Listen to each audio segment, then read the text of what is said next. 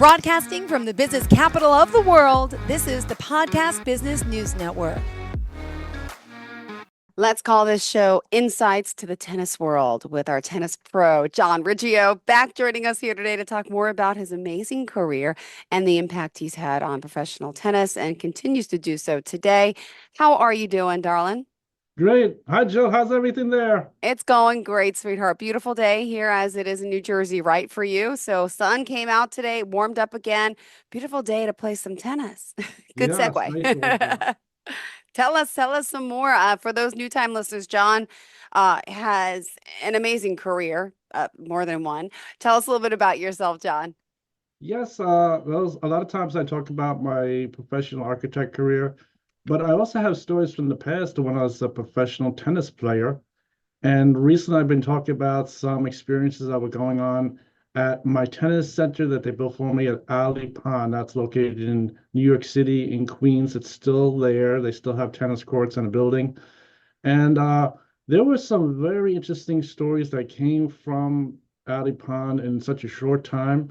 And some of the story really is very interesting. One of them was there was a player that I played a match of tennis against. They sent him over to me at Alley Pond, and he was a very good tennis player. The first match, I was able to beat him, and he was sort of telling me that he doesn't like his tennis rackets. They thinks that they aren't really good for him. And he saw that I had a pretty good tennis racket, and he was pretty smart. I mean, he knew that those tennis rackets that they were selling at the National Tennis Center that were cheat rackets were not allowed. He knew that they were cheat rackets, they were illegal, and if he got caught with them, they'd give him a big problem. So he looked at my racket, he knew it was a legal racket, and he was saying, what kind of racket do I have? So when I told him about the Babolat Pro Stock racket that I had, he said that he had a pro shop. He went over to the pro shop and he bought one of those Babolat rackets. It wasn't a cheaper racket. It wasn't inexpensive. It was somewhere between $1,200 and $1,400. And they're kind of saying, and then he bought that tennis racket, and then he asked to come back to play me. So we just played a match. You want to try this racket? He was playing so much better. He beat me in the match. So he's doing much better. Then after that, like maybe a week or two later, I'm playing a tournament. He's doing very good in tournament. He's winning matches. He comes back to play me. We play a match. I win the match. But he's playing much better with this racket. And this racket, he's a really good player. I'm remembering his name. I think it was Mark Schumacher. And he continued in tennis playing. I played him again at Sutton East, maybe 2 years later, a year and a half later, something like that. He's playing pretty good. I played him 1, 2, 3 matches. I forget how many matches. He won one of the matches. He's doing very good. I don't lose too many matches. He's playing with that same Babolat racket. The kid, he was about the same height as me. He looks similar to me. Same kind of hair color. So he wasn't that different a player. He's playing excellent. He's playing in the top tournaments. So he was already starting to play in those top tournaments, leading up to the best tournaments with the American Airlines, the Manhattan Open, the Eastern, all those other tournaments that we were playing there with Chicago, Dallas, Miami, all those different Nashville, Tennessee, all those different things. And so he was in that group playing the best tournaments. So he was playing very good.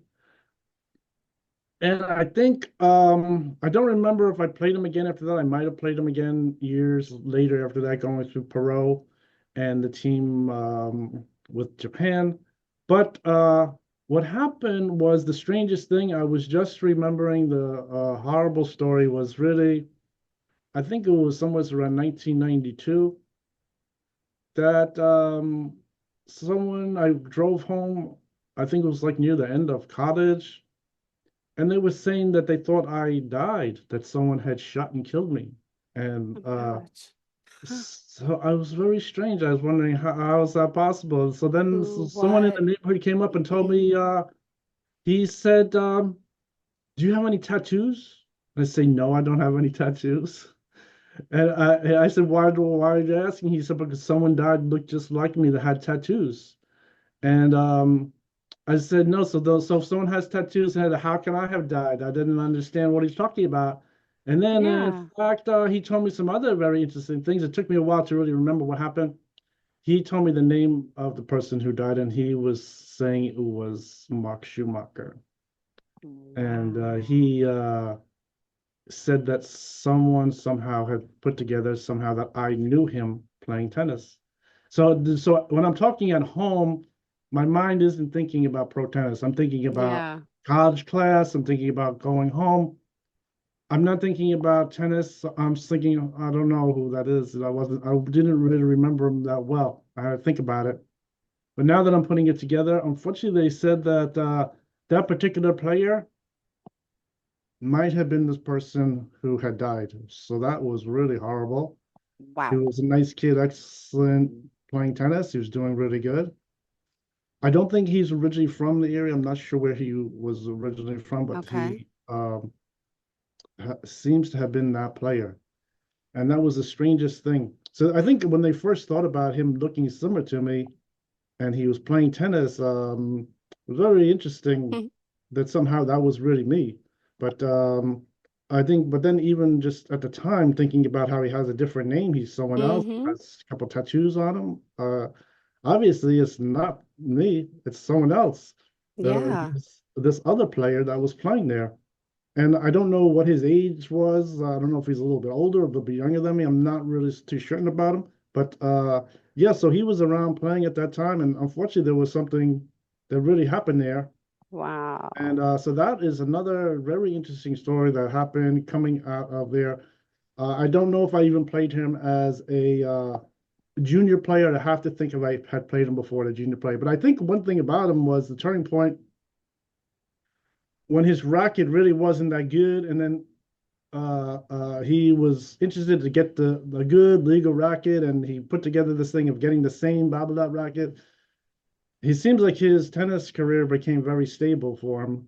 He was playing a little better, and a little better made a difference with him really moving up through playing the tennis, and he was on to playing the tour matches and things like that. So he was doing really good. And that's really his story. I don't know too much about his sponsors, how he was getting around playing and things like that, but that was one very interesting thing about him. And so that is a very interesting story. It also grew out of that time. And so I think that is one thing that happened. So I think another interesting story in tennis there was really something that really affected me, and I think something that was locally happening because locally here in New York City area, they have the U.S. Open. So Yes. and the U.S. Open, it isn't really a highly ranked tournament. It's very corrupt, exclusions. So a lot of people don't play in it and everything. And but I think what happened was when I was young as a junior player, this whole thing with the US Open was sort of already starting to happen where that was like a little problem. And since we lived near there, had played with people coming right through the National Tennis Center, Mm-hmm. it caused a problem. So I think Mm-hmm. one interesting story, don't want to say anything bad about anybody, but what happened was when I was playing and just made the pros and they gave me my player name, my coach was telling me, as a pro, he was telling me to watch the other pro players in the area. Mm-hmm. One was Azar, and the other player they had was Andre Agassi. Ah. And so where I lived, I was going to the mall. I was going to the mall. I was young. This whole thing just started with making the pro contract and everything. And he told me to observe, the other players in public, how they act. So unfortunately, I didn't want to say, but I think I saw Agassi in the mall, and he was for some reason wearing female high heels in the mall. I don't know what was going on. And I Publicity didn't, stunt? Well, maybe. Yeah, that's embarrassing to say, but I didn't know what was going on with what was happening. That was And bizarre. I was not expecting to hear that. Okay. so I think and then I think with that I then I saw him just fall down on the floor too. It was just like someone pushed him from behind me, fell on the floor. I don't know what had happened there. So I think unfortunately with that is this thing with at that point as a junior player, Andre Agassi was causing a problem for a lot of players. It wasn't just me. Unfortunately, my coach showed me this list of pro players, and in the next few months, he shows me the list, and it shows that Agassi's contract is canceled. And it's told me he's canceled for cheating. So this whole thing with the U.S. Open coming up was very strange because he wasn't really has official contract to play. And the usual problem was if someone plays and he's not doesn't have a contract, he can have a very serious problem. The police can come, make him pay a fine of $300,000. But somehow they were able to keep him playing in the tennis center as sort of like some kind of a show of some kind. So at that point, all he could do is play amateur tennis. And so what happened as a junior going into the US Open, they didn't want me to play. My coach says they changed their mind. I'm not allowed to play the final in the US Open. But what I know from playing as a junior, some of the other players were already excellent tennis players. So if I don't win it, someone else is going to win it. And at that time, I was really ranked number one. Some of the other players, they had told me I was a number one player. But with the US Open isn't really the center point of people playing tennis. It's really just an ordinary tournament. Sort of has a lot of corrupted things about it. Very, what you would say, exclusionary. Like it's an exclusive tournament that they just sort of doing on their own. So unfortunately, I didn't want to say this story, but I think locally they were showing Agassi winning the U.S. Open as a junior, but in fact there was another player in the group that I was told really did win the U.S. Open, and he had to go to court against the sponsors of Andre Agassi. He won the court case, and it's the usual thing that in theory he's not supposed to publicly say he won the U.S. Open anymore. That is really what's going on crazy in the in tennis. So I think that sort of affected my career, and so that is what happened. And I think I played Andre Agassi years later with Perot, and he told me the same thing. He never was able to restart his contract. It was still canceled through all those years. So somehow he was able to play on a show of his own, and that's really what was happening there, which is very interesting. And so I think if someone plays as an amateur, has his own television, I guess it isn't really illegal to do that. But I think the whole thing is all the things about how they interact with the pro players, the official pro games, if they could really have a problem getting fined. I've heard of players getting fined $300,000 when they just didn't have their contract renewed. If they get caught not having their contract renewed, they could get fined so much money. Police can come and they give them a written letter that they have to really pay a fine of $300,000. Oh So my goodness. it never happened to me. I never had that problem. Oh, thank goodness. But We might not be here today. so I think that is one very interesting thing that was happening. And so I think just as when I was younger, that whole controversy was taking place. I think the other young pro players, they didn't have any problem. They Yeah. pretty much were okay. I think there aren't that many players that were really junior players and they continued on as adult players for some reason. I was one of the players that was able to play as a junior and as adult player. And I think I had told those stories about when my contract, if it was somehow stopped, had to get renewed and there was a delay in time, there was always a big thing about why it isn't getting renewed. There's no reason why that was happening. And I think so that was very interesting. I think some things I could point out about something like that is going all the way to the end of my tennis playing was when Reebok from Britain, they were in control of trying to get me on the court. Yeah. And I was talking them on the phone. We were talking direct from me, from where I was living in an apartment, all the way to them in Britain. I was talking to them on the phone. They were trying to arrange matches from Britain all the way over to the National Tennis Center. Wow. And I think they got a few people to come out to play, but unfortunately, I wasn't able to play the full match with them. And the reason is they said they're not allowed to play me. They said there's some problem with the sponsor that I have that is not able to connect to get me to where I can start playing those matches again. Wow. And so I talked to the representative from Reebok. He was apologizing to me. He said he's very sorry. He sort of felt that they were shorting, the career for me. They knew I had a few, maybe 3 or 5 years left of playing. And so they apologized to me, and then very interesting, it came out also that the ATP isn't owned by people in the United States of America. It's owned by people in the United Arab Emirates, which is a very interesting fact that they don't talk about. I don't know if it's still, Mm-hmm. but he said they was owned by people there, so that was very interesting.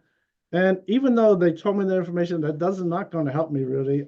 As far as a player, I can't really put anything together, but that was always a very interesting fact. I think one thing about that is when uh, Robert Kraft was involved with my playing, he was able to make a new tennis league so I could play in a new professional tennis league.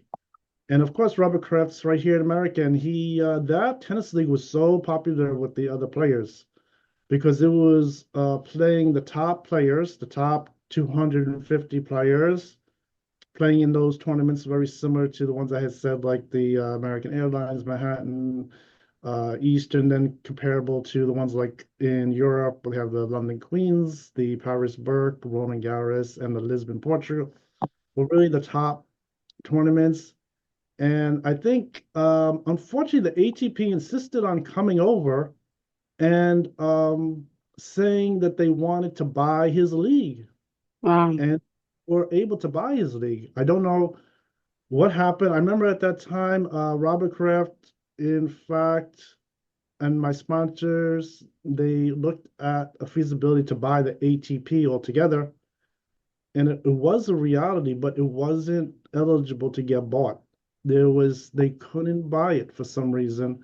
And I think years later, it turns out it wasn't really owned in the USA. I had no idea who really owned the ATP at the time. But years later, talking with Reebok from Britain, they knew who really owned the ATP. And that was really some interesting information. That was so the league that Robert Kraft set up where I was playing in, and it was really competitive league. It was really excellent to play. They had to dissolve it and it was bought over by the ATP. So we were back playing with the ATP. I don't know if they ever really put in writing any guarantee that I would get to continue play tennis continuously or anything like that. It seems like I sort of had the feeling that they were buying it over, then they want to put everyone down, sort of get a good time to stop me from playing and maybe some other players. There was a lot of players like me, like say, even like I'm talking about Mark Schumacher, who was an excellent player playing in those upper tournaments. And then they could just stop their career. So that was one very interesting thing going on with tennis. I think that was really amazing. And so that was some amazing, interesting information. And I think let's see.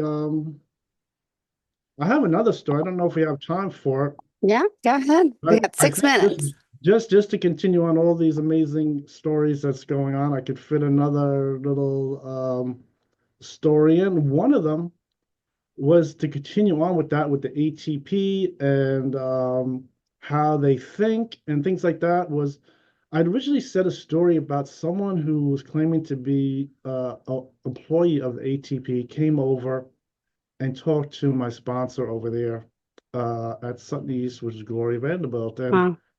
this person was really a female. She wasn't a very old lady. She was only like maybe 30 years old. And she went over there and she was saying crazy things that she's really a god. She told me she took $4 million out of Wow. the payments and went crazy spending it. So I think after she went crazy spending it, she must have thought she was a god at that time because she went crazy. No one did anything to stop her. And I think she was saying how she has like a fancy car and everything, and she was able to buy whatever she wants. Then she went over and she threatened to kill Gloria Vanderbilt. I mean, this is unbelievable. So they had to arrest her. And it didn't get any better. Unfortunately, this person who really said they worked for the ATP and was taking money from the players, like a player would give $20,000 to play a match, they would just put it in their pocket. It Wow. never went to anyone. It's because I think you hear about tennis players just like living homeless, and she Yeah. all the money, put it in her pocket, obviously didn't pay any taxes. And then she was arrested. I think she finally met Gloria Vanderbilt, did not knowing that she was going to really get her arrested and put in prison for a while. Then when she got out, she went back and tried to shoot Miss Gloria Vanderbilt with a gun. Oh my gosh. And and I think she was not aware that Miss Gloria Vanderbilt had two security guards, and the two security guards immediately stopped her, and the police arrested her, and they had a whole court case. It wasn't in the newspapers, but they had a whole court case. They had to have Miss Gloria Vanderbilt had to go to the courtroom, and the defendant there, she claimed that she was taking the drug PCP. That's why she went crazy. So, but it didn't work. So she was sentenced to 5 years in prison, and she was put in prison. And I heard, I'm not 100% if it really happened, but I heard that she, in fact, committed suicide in prison. So that's Mm. what really, she's no longer alive, according to what happened.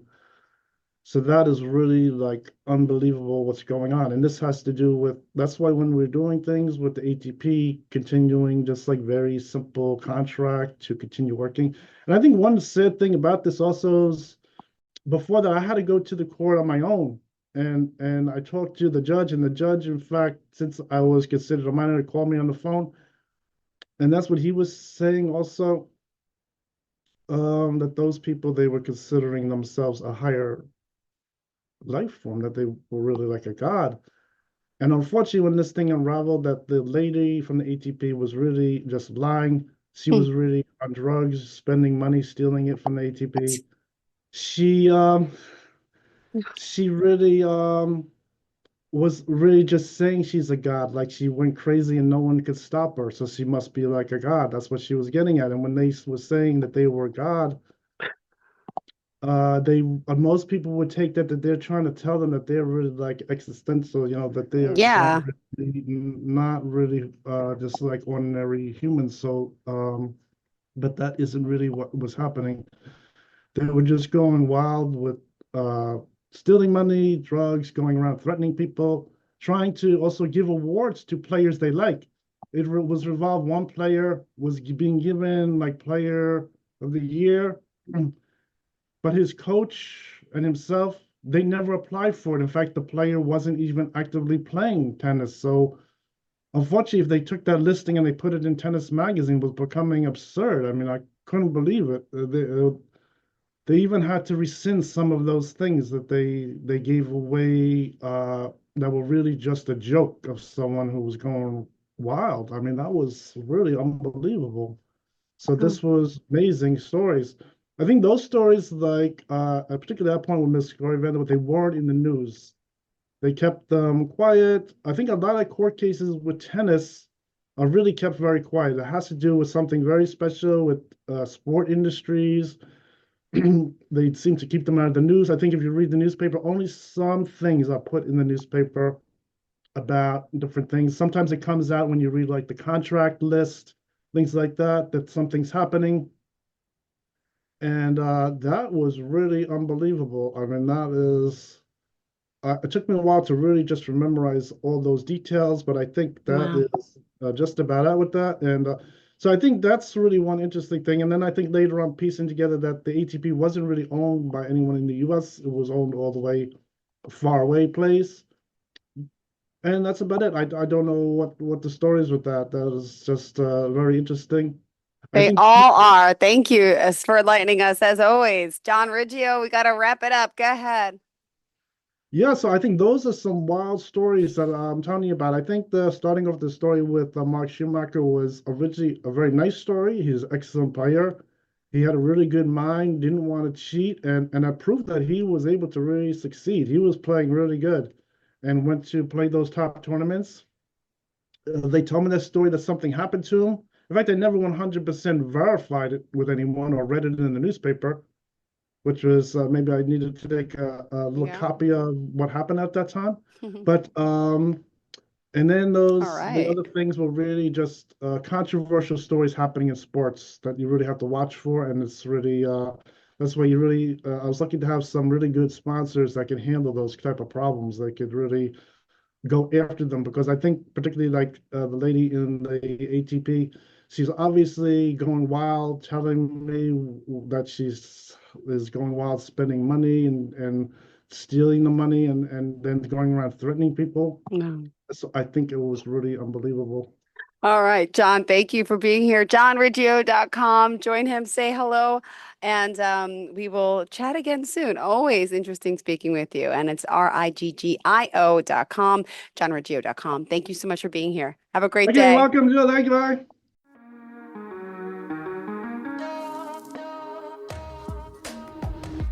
Broadcasting from the business capital of the world, this is the Podcast Business News Network.